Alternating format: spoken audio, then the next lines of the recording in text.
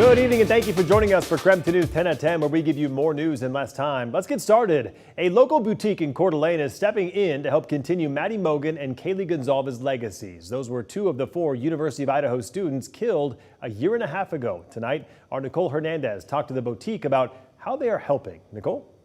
So a mom and daughter from North Idaho started the foundation Made with Kindness, a scholarship fund in honor of Kaylee and Maddie.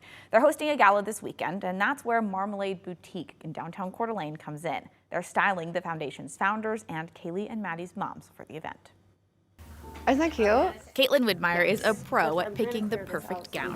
I see. It's typically a tough job, but particularly hard this week. It's been tears all week. That's because Caitlin is picking dresses for Kaylee Gonzalez and Maddie Mogen's moms. They're here to spread the legacy of Madison Mogen and Kaylee Gonzalez, to raise some scholarships and really just start that force of healing for this community. Healing the community and Caitlin needs. I knew Maddie pretty well. She was so focused and she was so amazing at just everything that she did. Caitlin became a mentor for Maddie while she worked in Coeur d'Alene. Because no one ever told me what to ask for what I'm worth, becoming a professional woman. I gave her a call and I said, girl, you're an incredible worker, you're an incredible employee. That message apparently stuck with her. It was really hard then kind of at her funeral.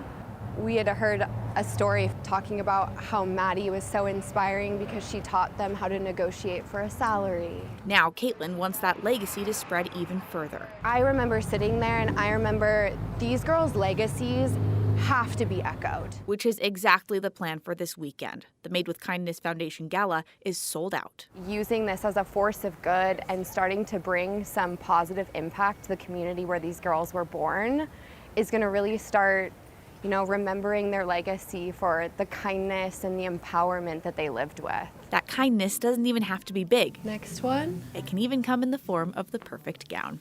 In Coeur d'Alene, Nicole Hernandez, KREM 2 News.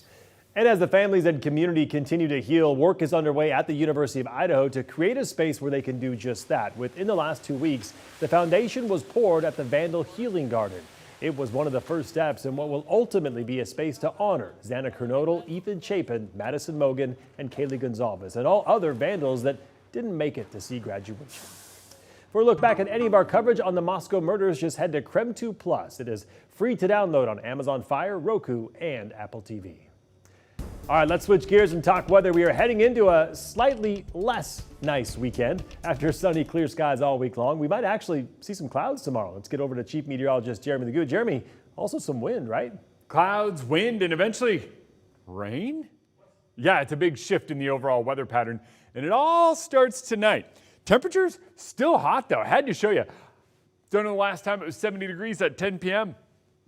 Thought it was worth mentioning.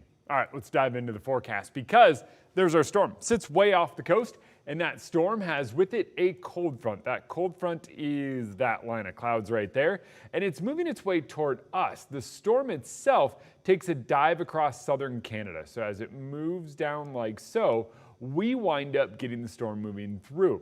Right now, we've had this band of showers set up from Wenatchee up into Omak. It does look like it doesn't hold together overnight, but it also looks like it brings a little bit of something to North Idaho early tomorrow morning. Then it's the wind. You're going to notice the wind as cloud cover increases throughout the day.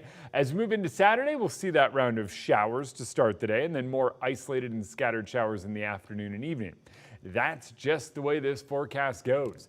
Breezy both Friday and Saturday, but temperatures take a dive. Tomorrow, 74 with increasing cloud cover. Saturday, 64 with the chance of showers. We stay cool for Father's Day, but it looks like the sun comes out and we dry up. Sounds good, Jeremy. We'll check back in with you later in the broadcast. New tonight, all evacuations for the brush fire that sparked in South Spokane County this week have been dropped. The Grove fire burned 74 acres and at last check is about 25% contained. Fire officials say at least 7 outbuildings burned down along with several cars, but according to officials, it is no longer a threat. And now to our night beat with a quick look at today's top stories. We now know the identity of a woman hit and killed in a hit and run in downtown Spokane. The Spokane County Medical Examiner identified the woman as 78-year-old Janet Mann. Tuesday afternoon, police say they found Mann lying face down in the road at Brown and Main. She was taken to the hospital but died from her injuries. The medical examiner ruled her death as an accident. The driver left the scene and has not yet been found. We reached out to Mann's family and they said, quote, Janet was well known as a passionate advocate for children and parents. She leaves a lasting legacy in the field of attachment theory. Most of all, she made every day better for anyone lucky enough to be around her. We are devastated by the loss of her and grateful she was ours, unquote. A Spokane man was killed after a plane crashed in Clearwater County on Wednesday morning. Brian O'Rourke, along with his 2 sons, were found with the wreckage by the Clearwater County Sheriff's Office. An assistant lacrosse coach at Gonzaga Prep, family and friends describe him as a family man who was invested in the community. O'Rourke also served on several boards, including Spokane Youth Lacrosse and the Chesterton Academy of Notre Dame in North Spokane. It's going to take 6 to 8 people to fill in, the holes that, all of the jobs that Brian did. He was that kind of guy with his passion and his zeal and his energy. He had just endless amount of energy. But I'm already hearing, my son and the lacrosse team just talk about what he meant to them. In a statement, his family said, quote, Brian was an adored husband, father, friend, coach, and mentor in Spokane. His passion for lacrosse began simply as a love for the game, but as he had his own children, he saw competitive sports as a means to unite mind, body, and soul on a path to virtue, unquote. Tonight, both of his sons have been released from the hospital and are expected to be physically okay. Spokane Valley Councilman Al Merkel is facing another investigation for alleged misconduct and violating city regulations. Councilwoman Jessica Yeager formally lodged a complaint about Merkel's behavior, accusing him of using a private Nextdoor account for city business. Now, this all comes more than a month after Merkel was cleared of legal wrongdoing in a separate investigation. In an email today, Merkel called the investigation a politically motivated attempt to distract the public. And that was your Night Beat. To learn more about any of these stories, just head to our website. That's KREM.com. Washington State Senator Patty Murray is praising a ruling made by the nation's highest court today to preserve access to the abortion pill mifepristone. CBS's Jan Crawford reports from the Supreme Court tonight. Finding common ground in a divisive case, the Supreme Court refused to roll back access to the abortion pill mifepristone, saying a group of anti-abortion doctors had no business filing a lawsuit over how the pill was approved. We knew we had no choice but to sue the FDA. The decision, written by Justice Brett Kavanaugh, unanimously reversed conservative lower court judges who okayed the group's lawsuit against the FDA, seeking to restrict access to the drug nationwide. The stakes were high. 63% of abortions last year were medication abortions, and the lower court ruling would have required women to see a health care provider instead of telehealth to get the pill. The justices said the lawsuit was flawed from the beginning because the anti-abortion doctors weren't harmed by the FDA's approval of mifepristone, and so they lacked legal standing to sue. Instead of going to the courts, Kavanaugh wrote, citizens and doctors who object to what the law allows others to do may always take their concerns to the executive and legislative branches.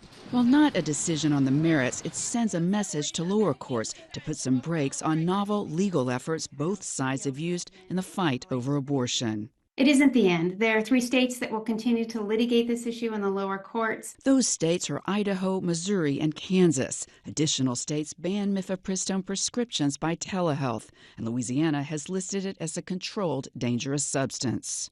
This is not a cause for celebration, because the reality is certain things are still not going to change. Jan Crawford, CBS News, Washington. In other national news, a new report from the Department of Justice finds the Phoenix Police Department violated civil rights, discriminated against people of color, and used excessive force. The DOJ found officers enforced drug laws and low-level offenses more severely against Black, Hispanic, and Native Americans. It also showed police unlawfully detained homeless people. The police union flatly rejected the report. The city says it will take it into review. And that was your KREM 2 News 10 at 10, where you get more news in less time.